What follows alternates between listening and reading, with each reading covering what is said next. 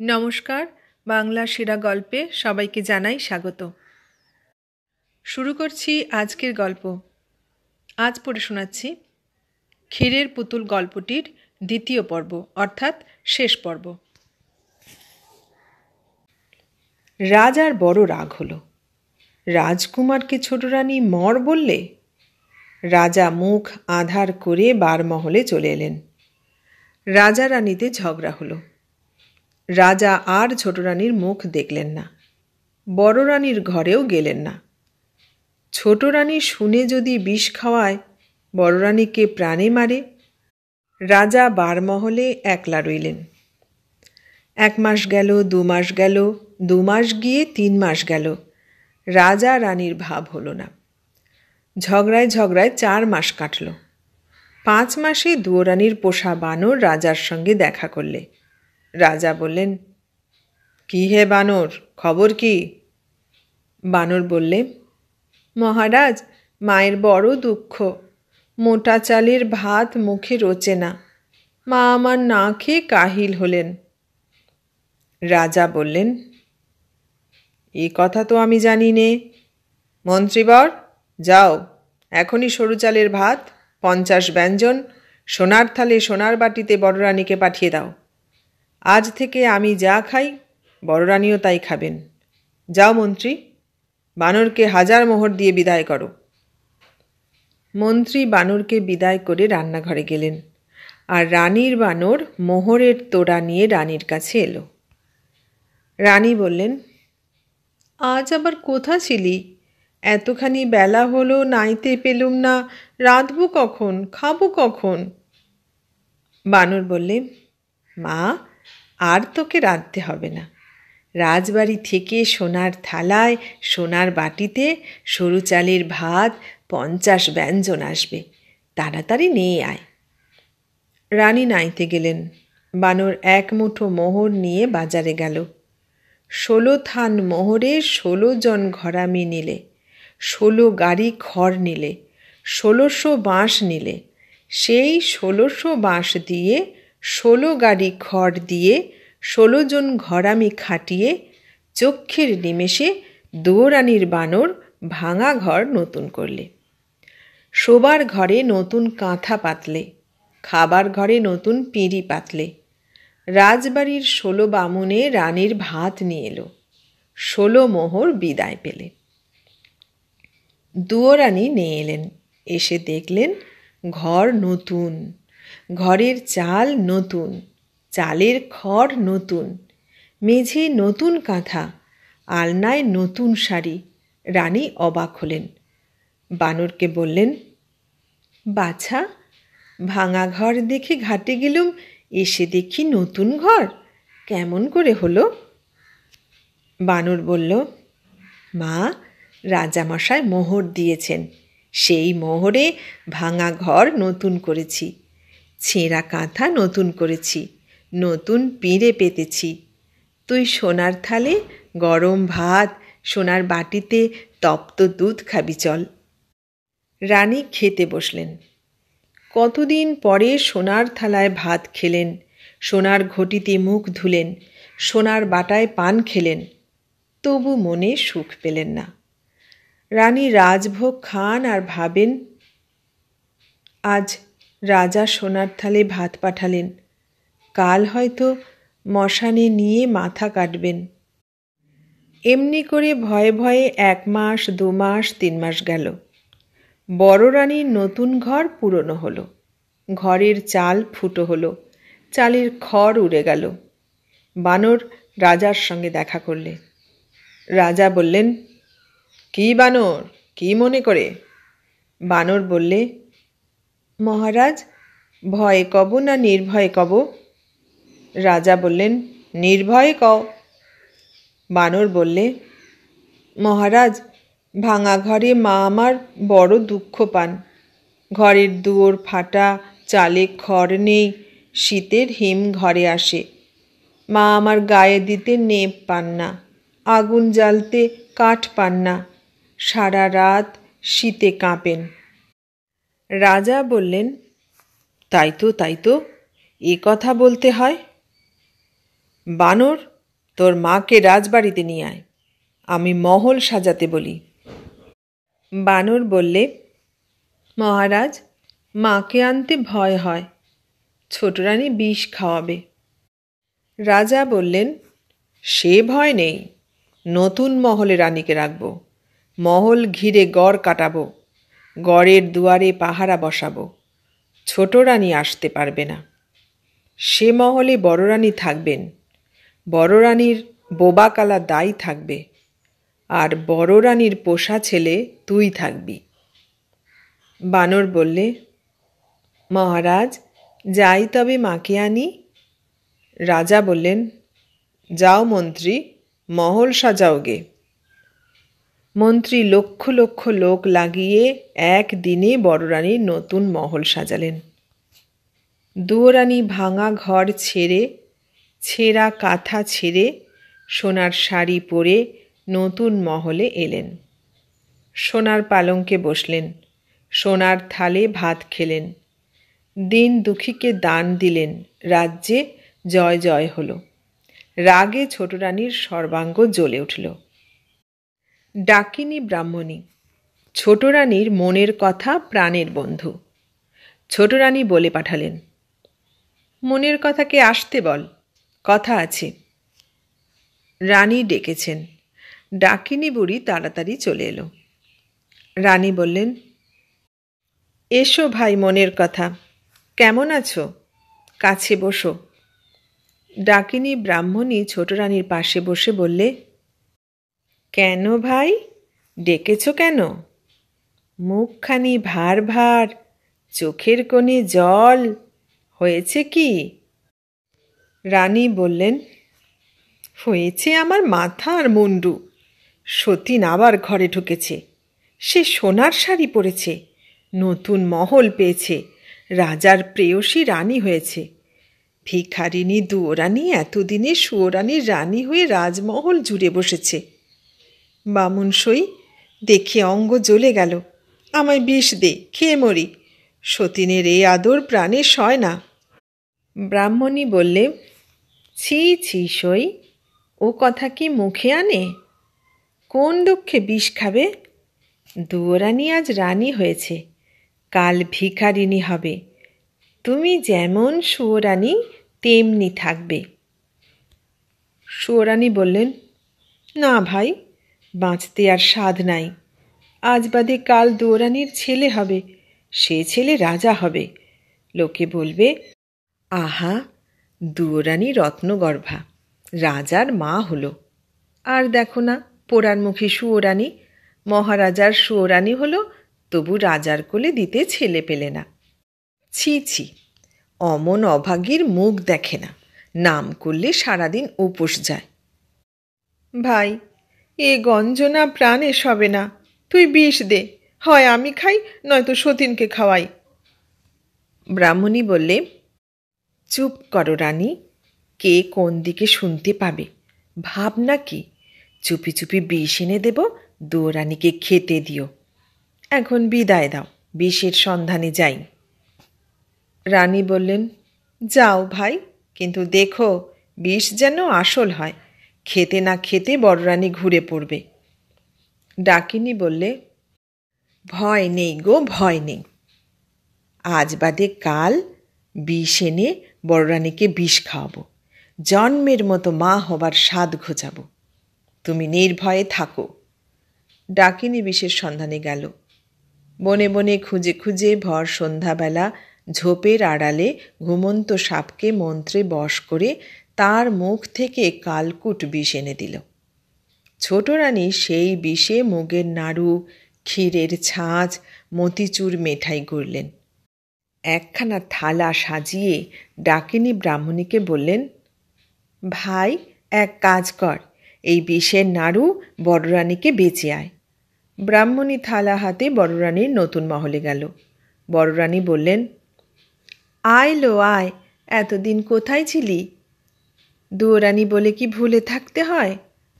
ডাকিনী বললে, সে কি গো মা, তোমাদের খাই, তোমাদের পড়ি, তোমাদের কি ভুলতে পারি? এই দেখো, তোমার জন্যে যতন করে মুগের নাড়ু, ক্ষীরের ছাঁচ, মতিচুর, মেঠাই এনেছি। রানী দেখলেন বুড়ি ব্রাহ্মণী বড় যত্ন করে থালা সাজিয়ে সামগ্রী এনেছে। খুশি হয়ে তার দুহাতে দুমুঠো মোহর দিয়ে বিদায় করলেন। ব্রাহ্মণী হাসতে হাসতে চলে গেল। রানী ক্ষীরের ছাঁচ ভেঙে খেলেন। জিভের স্বাদ গেল। মুগের নাড়ু মুখে দিলেন, গলা কাঠ হলো। মতিচুর মেঠাই খেলেন, বুক যেন জ্বলে গেল। বানরকে ডেকে বললেন, ব্রাহ্মণী আমায় কি খাওয়ালে? গা কেমন করছে, বুঝি আর বাঁচব না। বানর বললে, চল মা, খাটে শুবি, অসুখ সারবে। রানী উঠে দাঁড়ালেন। সাপের বিষ মাথায় উঠল। রানী চোখে আঁধার দেখলেন, মাথা টলে গেল। সোনার প্রতিমা ষাঁড়ের উপর ঘুরে পড়লেন। বানর রানীর মাথা কোলে নিলে, হাত ধরে নাড়ি দেখলে, চোখের পাতা খুলে চোখ দেখলে। রানী অজ্ঞান, অসাড়। বানর সোনার প্রতিমা বড় রানীকে সোনার খাটে শুইয়ে দিয়ে ওষুধের সন্ধানে বনে ছুটে গেল। বন থেকে কে জানে কি লতাপাতা, কোন গাছের কি শিকড় এনে নতুন শিলে বেটে বড় রানীকে খাওয়াতে লাগলো। রাজবাড়িতে খবর গেল রানী বিষ খেয়েছেন। রাজা উঠতে পড়তে রানীর মহলে এলেন। রাজমন্ত্রী ছুটতে ছুটতে সঙ্গে এলেন। রাজবৈদ্য মন্ত্র আওড়াতে আওড়াতে তারপর এলেন।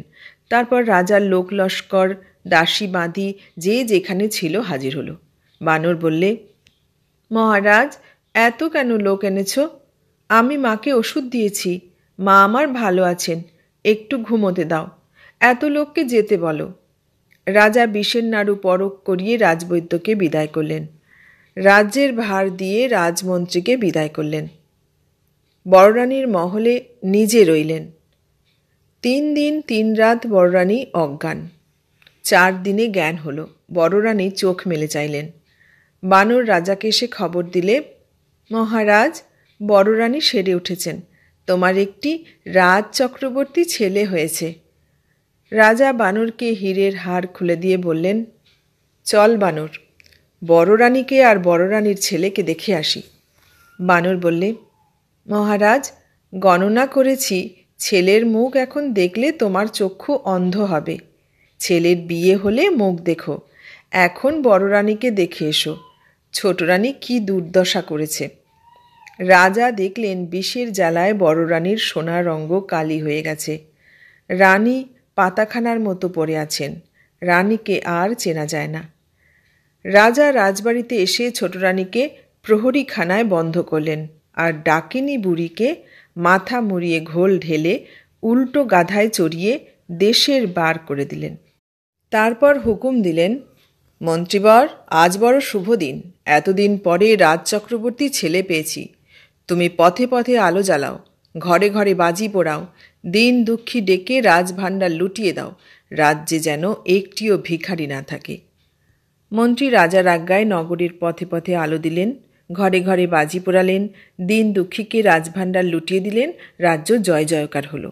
এমনি করে নিত্য নতুন আমোদে দেবতা মন্দিরে পূজা দিয়ে মা কালীর পায়ে বলি দিয়ে দেখতে দেখতে 10 বৎসর কেটে গেল। রাজা বানরকে ডেকে বললেন, 10 বছর তো পূর্ণ হলো, এখন ছেলে দেখাও। বানর বললে, মহারাজ, আগে ছেলের বউ ঠিক করো, তারপর তার বিয়ে দাও, তারপর মুখ দেখো। এখন ছেলে দেখলে অন্ধ হবে। রাজা বানরের কথায় দেশ বিদেশে ভাট পাঠালেন। কত দেশের কত রাজকন্যার সন্ধান এলো, একটিও রাজার মনে ধরল না। শেষে পাটলি দেশের রাজার ভাট সোনার কৌটোয় সোনার প্রতিমা রাজকন্যার ছবি নিয়ে এলো। কন্যার অঙ্গের বরণ কাঁচা সোনা, জোড়া ভুরু, বাঁকা ধনু, 2টি চোখ টানা টানা, 2টি ঠোঁট হাসি হাসি, এলিয়ে দিলে মাথার কেশ পায়ে পড়ে। রাজার সেই কন্যা পছন্দ হলো। বানরকে ডেকে বললেন, ছেলের বউ ঠিক করেছি, কাল শুভ দিনে শুভ লগ্নে বিয়ে দিতে যাব। বানর বললে, মহারাজ, কাল সন্ধেবেলা বেহারা দিয়ে বরের পালকি মায়ের দুয়ারে পাঠিয়ে দিও, বরকে নিয়ে বিয়ে দিতে যাব। রাজা বললেন, দেখো বাপু, 10 বছর তোমার কথা শুনেছি, কাল ছেলে না দেখালে অনর্থ করব। বানর বললে, মহারাজ, সে ভাবনা নেই, তুমি বেহাই বাড়ি চলে যাও, আমরা কাল বর নিয়ে যাব। রাজা পাছে রানীর ছেলেকে দেখে ফেলেন, পাছে চক্ষু অন্ধ হয়, সেই ভয়ে তাড়াতাড়ি বেহাই বাড়ি চলে গেলেন। আর বানর নতুন মহলে বড় রানীর কাছে গেল। বড় রানী ছেলের বিয়ে শুনে অবধি পড়ে পড়ে কাঁদছেন আর ভাবছেন, ছেলে কোথা পাবো, এবার রাজাকে কি ছলে ভোলাবো। বানর এসে বললে, মা গো মা, ওঠ, চেলির জোর আন, মাথার টোপর আন, ক্ষীরের ছেলে গড়ে দে, বর সাজিয়ে বিয়ে দিয়ে আনি। রানী বললেন, বাছারে, প্রাণী কি তোর ভয় নেই? কোন সাহসে ক্ষীরের পুতুল বর সাজিয়ে বিয়ে দিতে যাবি? রাজাকে কি ছলে ভোলাবি? বাছা, কাজ নেই, ছল করে রাজার প্রেয়সী হলুম, সেই পাপে সতীন বিষ খাওয়ালে, ভাগ্যে ভাগ্যে বেঁচে উঠেছি, আবার কোন সাহসে রাজার সঙ্গে ছল করব? বাছা, ক্ষান্ত দে, কেন আর পাপের বোঝা বাড়াস? তুই রাজাকে ডেকে আন, আমি সব কথা খুলে বলি। বানর বললে, রাজাকে পাবো কোথা? দুদিনের পথ কোণের বাড়ি, রাজা সেখানে গেছেন। তুই কথা রাখ, ক্ষীরের বর গড়ে দে। রাজা পথ চেয়ে আছেন কখন বর আসবে, বর না এলে বড় অপমান। মা, তুই ভাবিস নে, ক্ষীরের পুতুল বিয়ে দিতে পাঠালি, যদি ষষ্ঠীর কৃপা হয় তবে ষষ্ঠীদাস শেঠের বাছা কোলে পাবি। রানী বানরের ভরসায় বুক বেঁধে মনের মতো ক্ষীরের ছেলে গড়লেন। তাকে চেলির জোর পরালেন, সোনার টোপর পরালেন, জরির জুতো পায়ে দিলেন। বানর চুপি চুপি ক্ষীরের বর পালকিতে তুলে রঙিন ঢাকা নামিয়ে দিলে। বরের কেবল দুখানি ছোট পা, দুপাটি জরির জুতো দেখা যেতে লাগল। 16 জন কাহার বরের পালকি কাঁধে তুললে। বানর মাথায় পাগড়ি, কোমরে চাদর বেঁধে, নিশে উড়িয়ে, ঢাক বাজিয়ে, আলো জ্বালিয়ে ক্ষীরের পুতুলের বিয়ে দিতে গেল। রানী আঁধারপুরে একলা বসে বিপদভঞ্জন বিঘ্নহরণকে ডাকতে লাগলেন। এদিকে বর নিয়ে 16 কাহার, মশাল নিয়ে মশালধারী, ঢাক ঢোল নিয়ে ঢাকি ঢুলি, ঘোড়ায় চড়ে বরযাত্রী সারা রাত বাঁশি বাজিয়ে, আলো জ্বালিয়ে, ঘোড়া হাঁকিয়ে দিগনগরে এসে পড়ল। দিগনগরে দিঘির ধারে ভোর হলো। মশাল পুড়ে পুড়ে নেবে গেল, ঘোড়া ছুটে ছুটে বেদম হলো, কাহার পালকি বয়ে হয়রান হলো, ঢাক পিটে পিটে ঢাকির হাতে খিল ধরল। বানর দিঘির ধারে তাঁবু ফেলতে হুকুম দিলে। দিঘির ধারে ষষ্ঠীতলায় বরের পালকি নামিয়ে কাহারদের ছুটি দিলে। মন্ত্রীকে ডেকে বলে দিলে, মন্ত্রীমশায়, রাজার হুকুম, বরকে যেন কেউ না দেখে, আজকের দিনে বর দেখলে বড় অমঙ্গল। মন্ত্রী রাজার হুকুম জারি করলেন। রাজার লোকজন দিঘির জলে নিয়ে রেঁধে বেড়ে খেয়ে তাঁবুর ভিতর শুয়ে রইল, বটগাছের দিকে এলো না। গাঁয়ের বৌঝি ষষ্ঠী ঠাকুরনের পুজো দিতে এলো, রাজার পাহারা হাঁকিয়ে দিল।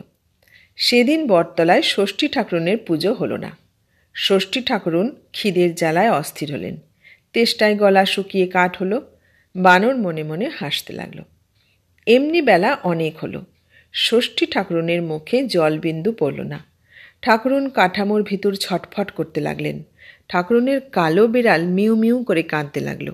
বানর তখন মনে মনে ফন্দি এঁটে পালকির দরজা খুলে রেখে আড়ালে গেল। ষষ্ঠী ঠাকুরন ভাবলেন, আহ, আপদ গেল। কাঠফাটা রোদে কাঠামো থেকে বার হয়ে নৈবেদ্যের ছোলাটা কলাটা সন্ধান করতে লাগলেন। খুঁজতে খুঁজতে দেখেন পালকির ভিতর ক্ষীরের পুতুল। ঠাকুরন আর লোভ সামলাতে পারলেন না, মনে মনে ঘুমপাড়ানি মাসি পিসিকে স্মরণ করলেন। দিগনগরে যখন দিন, ঘুমের দেশে তখন রাত। ঘুমপাড়ানি মাসি পিসি সারা রাত দিগনগরে ষষ্ঠীর দাস শেটের বাছা ছেলেদের চোখে ঘুম দিয়ে সকালবেলা ঘুমের দেশে রাজার মেয়েকে ঘুম পাড়িয়ে অনেক বেলায় একটুখানি চোখ বুজেছেন। এমন সময় ষষ্ঠী ঠাকুরনের ডাক পড়ল। ঘুমের দেশে ঘুমপাড়ানি মাসি জেগে উঠলেন, ঘুমপাড়ানি পিসি উঠে বসলেন। দুই বোনে ঘুমের দেশ ছেড়ে দিগনগরে এলেন। ষষ্ঠীর পায়ে প্রণাম করে বললেন, ঠাকুরুন, দিনে দুপুরে ডেকেছেন কেন? ঠাকুরুন বললেন, বাছারা, এতখানি বেলা হলো এখনো ভোগ পাইনি, তোরা একটি কাজ কর, দেশের যে যেখানে আছে ঘুম পাড়িয়ে দে, আমি ডুলির ভিতর ক্ষীরের পুতুলটি খেয়ে আসি। ষষ্ঠী ঠাকুরনের কথায় মাসি পিসি মায়া করলেন। দেশের লোক ঘুমিয়ে পড়ল। মাঠের মাঝে রাখাল, ঘরের মাঝে খোকা, খোকার পাশে খোকার মা, খেলাঘরে খোকার দিদি ঘুমিয়ে পড়ল। ষষ্ঠীতলায় রাজার লোকজন, পাঠশালায় গাঁয়ের ছেলেপিলে ঘুমিয়ে পড়ল। রাজার মন্ত্রী হুঁকোর নল মুখে ঘুমিয়ে পড়লেন। গাঁয়ের গুরু বেত হাতে ঢুলে পড়লেন। দিগনগরে দিনে দুপুরে রাত এলো। মাসি পিসি সবার চোখে ঘুম দিলেন। জেগে রইল গাঁয়ের মাঝে রাস্তার শিয়াল কুকুর, দিঘির ধারে রাজার হাতি ঘোড়া, বনের মাঝে বনের পাখি, গাছের ডালে রানীর বানর। আর জেগে রইল ষষ্ঠীর দাস বনের বেড়াল, জলের বেড়াল, গাছের বেড়াল, ঘরের বেড়াল। ষষ্ঠী ঠাকুরুন তখন ডুলি খুলে ক্ষীরের ছেলে হাতে নিলেন। ক্ষীরের গন্ধে গাছ থেকে কাঠ বেড়াল নেমে এলো, বন থেকে বন বেড়াল ছুটে এলো, জল থেকে উদ বেড়াল ছুটে এলো। কুনো বেড়াল কোণ ছেড়ে ষষ্ঠীতলায় চলে এলো। ষষ্ঠী ঠাকুরুন ক্ষীরের ছেলের 10টি আঙুল বেড়ালদের খেতে দিলেন। নিজে ক্ষীরের হাত, ক্ষীরের পা, ক্ষীরের বুক, পিঠ, মাথা খেয়ে ক্ষীরের 2টি কান মাসি পিসির হাতে দিয়ে বিদায় করলেন। মাসি পিসি ঘুমের দেশে চলে গেলেন। দিগনগরে দিঘির ঘাটে বরযাত্রীর ঘুম ভাঙল। গাঁয়ের ভিতর ঘরে ঘরে গ্রামবাসীর ঘুম ভাঙল। ষষ্ঠী ঠাকুরুন তাড়াতাড়ি মুখ মুছে কাঠামোয় ঢুকতে যাবেন, এমন সময় বানর গাছ থেকে লাফিয়ে পড়ে বললে, ঠাকুরুন পালাও কোথা? আগে ক্ষীরের ছেলে দিয়ে যাও। চুরি করে ক্ষীর খাওয়া ধরা পড়েছে, দেশ বিদেশে কলঙ্ক রটাবো। ঠাকুরুন ভয় পেয়ে বললেন, আমর এ মুখ পোড়া বলে কি? সর সর, আমি পালাই, লোকে আমায় দেখতে পাবে। বানর বললে, তা হবে না, আগে ছেলে দাও, তবে ছেড়ে দেব, নয়তো কাঠামো শুদ্ধ আজ তোমায় দিঘির জলে ডুবিয়ে দেব। দেবতা হয়ে ক্ষীর চুরির শাস্তি হবে। ঠাকুরুন লজ্জায় মরে গেলেন। ভয়ে কাঁপতে কাঁপতে বললেন, বাছা চুপ কর, কে কোন দিকে শুনতে পাবে? তোর ক্ষীরের ছেলে খেয়ে ফেলেছি, ফিরে পাবো কোথা? ওই বটতলায় আমার ছেলেরা খেলা করছে, তোর যেটিকে পছন্দ সেটিকে নিয়ে বিয়ে দিকে যা। আমার বরের দুয়োরানি তাকে আপনার ছেলের মতো দেখবে, এখন আমায় ছেড়ে দে। বানর বললে, কই ঠাকুরুন, বটতলায় তো ছেলেরা নেই, আমায় দিব্যচক্ষু দাও, তবে তো ষষ্ঠীর দাস শেঠের বাছাদের দেখতে পাবো।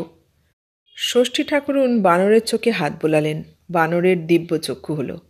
বানর দেখলে ষষ্ঠীতলা ছেলের রাজ্য, সেখানে কেবল ছেলে, ঘরে ছেলে, বাইরে ছেলে, জলে স্থলে, পথে ঘাটে, গাছের ডালে, সবুজ ঘাসে, যেদিকে দেখে সেই দিকেই ছেলের পাল, মেয়ের দল। কেউ কালো, কেউ সুন্দর, কেউ শ্যামলা, কারো পায়ে নূপুর, কারো কাঁকালো, কারো গলায় সোনার দানা।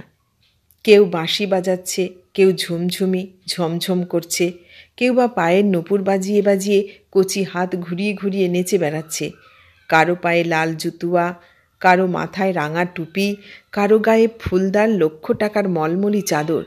কোনো ছেলে রোগা রোগা, কোনো ছেলে মোটাসোটা, কেউ দস্যি, কেউ লক্ষ্মী। একদল কাঠের ঘোড়া টকবক হাঁকাচ্ছে, একদল দিঘির জলে মাছ ধরছে, একদল বাঁধের জলে নাইতে নেমেছে, একদল তলায় ফুল কুড়াচ্ছে, একদল গাছের ডালে ফল পাড়ছে। চারিদিকে খেলাধুলো, মারামারি, হাসি কান্না। সে এক নতুন দেশ, স্বপ্নের রাজ্য। সেখানে কেবল ছুটোছুটি, কেবল খেলাধুলা। সেখানে পাঠশালা নেই, পাঠশালের গরু নেই, গরুর হাতে বেত নেই। সেখানে আছে দিঘির কালো জল, তার ধারে সরবন, তেপান্তর মাঠ, তারপরে আম কাঁঠালের বাগান, গাছে গাছে ন্যায্যলা টিয়ে পাখি, নদীর জলে গোলচোখ বোয়াল মাছ, কচু বনে মশার ঝাঁক। আর আছেন বনের ধারে বনগাবাসী মাসি পিসি। তিনি খইয়ের মোয়া গড়েন, ঘরের ধারে ডালিম গাছটি, তাতে প্রভু নাচেন। নদীর পাড়ে জন্তি গাছটি, তাতে জন্তি ফল ফলে।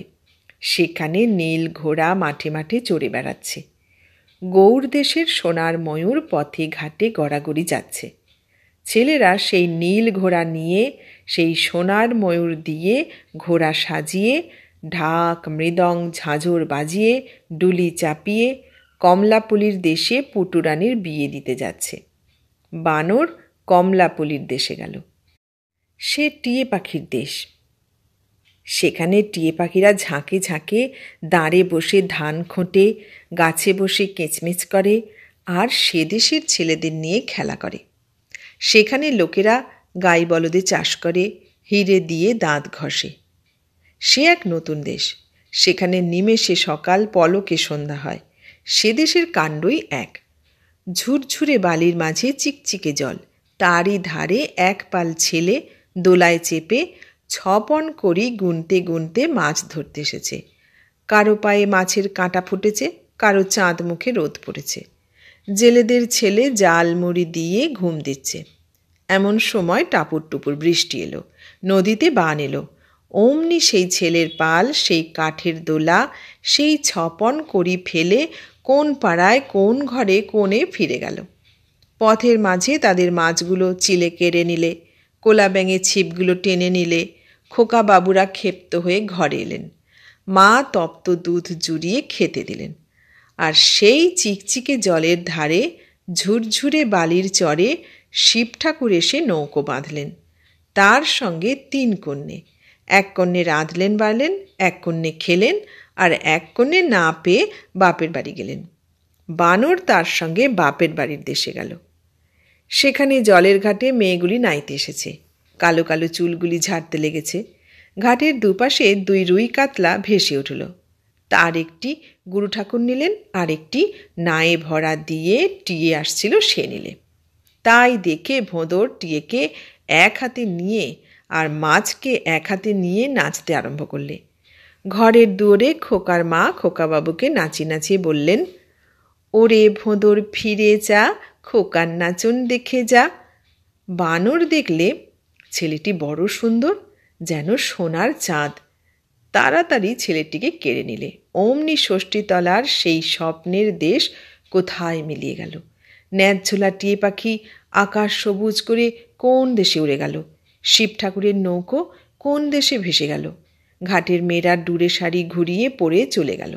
ষষ্ঠীর দেশে কুনো বেড়াল কোমর বেঁধে শাশুড়ি ভোলাতে উড়কি ধানের মোড়কে নিয়ে, 4 মেনসে কাহার নিয়ে, 4 মাগি দাসী সঙ্গে আম কাঁঠালের বাগান দিয়ে পটুরানীকে শ্বশুরবাড়ি নিয়ে যেতে যেতে আমতলার অন্ধকারে মিশে গেল। তেঁতুল গাছের ভোঁদরগুলো নাচতে নাচতে পাতার সঙ্গে মিলিয়ে গেল। দেশটা যেন মাটির নিচে ডুবে গেল। বানর দেখলে কোথায় ষষ্ঠী ঠাকুরুন, কোথায় কে। বটতলায় দিঘির ধারে ছেলে কোলে একলা দাঁড়িয়ে আছে। তখন বানর লোকজন ডেকে সেই সোনার চাঁদ ছেলেটিকে পালকি চড়িয়ে, আলো জ্বালিয়ে, বাদ্যি বাজিয়ে সন্ধেবেলা দিগনগর ছেড়ে গেল। এদিকে পাটলি দেশে বেয়াই বাড়ি বসে বসে রাজা ভাবছেন, বানর এখনও এলো না, আমার সঙ্গে ছল করলে রাজ্যে গিয়ে মাথা কাটব। বিয়ের কনেটি ভাবছে, না জানি বর দেখতে কেমন। কনের মা বাপ ভাবছে, আহা, বুকের বাছা পর হয়ে কার ঘরে চলে যাবে। রাজবাড়ির চাকরদাসীরা ভাবছে, কাজ কখন সারা হবে, ছাদে উঠে বর দেখব। এমন সময় গুরু গুরু ঢোল বাজিয়ে, পোঁ পোঁ বাঁশি বাজিয়ে, টকবক ঘোড়া হাঁকিয়ে, ঝকমক আলো জ্বালিয়ে বানর বর নিয়ে এলো। রাজা ছেলেকে হাত ধরে সভায় বসালেন। কনের বাপ বিয়ের সভায় মেয়ের হাত জামাইয়ের হাতে সঁপে দিলেন। পাড়াপড়শি বরকে বরণ করলে। দাস দাসী শাঁখ বাজালে, হুলু দিলে। বর কনের বিয়ে হলো। রাজা ছেলের বিয়ে দিয়ে তারপর দিন বউ ছেলে নিয়ে বাঁশি বাজিয়ে, ঘোড়া হাঁকিয়ে বানরের সঙ্গে দেশে ফিরলেন। পাটলি দেশের রাজার বাড়ি এক রাত্রিরে শূন্য হয়ে গেল। মা বাপের কোলের মেয়ে পরের ঘরে চলে গেল। এদিকে রাজার দেশে বড় রানী 2 দিন 2 রাত কেঁদে কেঁদে, ভেবে ভেবে ভোরবেলা ঘুমিয়ে ঘুমিয়ে স্বপ্ন দেখছেন। ষষ্ঠী ঠাকুরুন বলছেন, রানী ওঠ, চেয়ে দেখ, তোর কোলের বাছা ঘরে এলো। রানী ঘুম ভেঙে উঠে বসলেন। দুয়ারে শুনলেন দাসীরা ডাকছে, ওঠো গো রানী ওঠো, পাটের শাড়ি পরো, বউ বেটা বরণ করো গে। রানী পাটের শাড়ি পরে বাইরে এলেন। এসে দেখলেন, সত্যি রাজা বউ বেটা এনেছে। হাসি মুখে বর কনেকে কোলে নিলেন। ষষ্ঠীর বরে দুঃখের দিনের ক্ষীরের ছেলের কথা মনে রইল না। ভাবলেন, ছেলের জন্য ভেবে ভেবে ক্ষীরের ছেলে স্বপ্ন দেখেছি। রাজা এসে ছেলেকে রাজ্য যৌতুক দিলেন। সেই রাজ্যে বানরকে মন্ত্রী করে দিলেন, আর ছেলের বউকে মায়া রাজ্যের সেই 8,000 মানিকের 8 গাছি চুড়ি, 10 ভরি সোনার সেই 10 গাছা মল পরিয়ে দিলেন। কন্যের হাতে মানিকের চুড়ি যেন রক্ত ফুটে পড়ল, পায়ে মল রিনিঝিনি বাজতে লাগল, ঝিকিমিকি জ্বলতে লাগল। হিংসে ছোট রানী বুক ফেটে মরে গেল। এতক্ষণ শুনলে ক্ষীরের পুতুল গল্পটার দ্বিতীয় পর্ব অর্থাৎ শেষ পর্ব।